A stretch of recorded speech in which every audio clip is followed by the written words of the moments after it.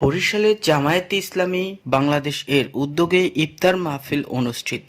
বাংলাদেশ জামায়াতে ইসলামী কোতোয়ালী থানা দক্ষিণ বরিশাল মহানগরী এর উদ্যোগে ইফতার মাহফিল অনুষ্ঠিত হয়। 11 মার্চ মঙ্গলবার আসরবাদ নগরীর 11 নং ওয়ার্ড ভিআইপি গেট জামে মসজিদ মাঠে এই আয়োজন করা হয়। বাংলাদেশ জামায়াতে ইসলামী 10, 11 এবং 12 নং ওয়ার্ড এর পক্ষ থেকে ইফতার ও দোয়া মাহফিল করা হয়। ইফতার মাহফিলে দোয়া মোনাজাত পরিচালনা করেন ভিআইপি গেট জামে মসজিদ এর ইমাম। ইফতার মাহফিল শুরু হয় পবিত্র কুরআন তেলাওয়াত এর মাধ্যমে।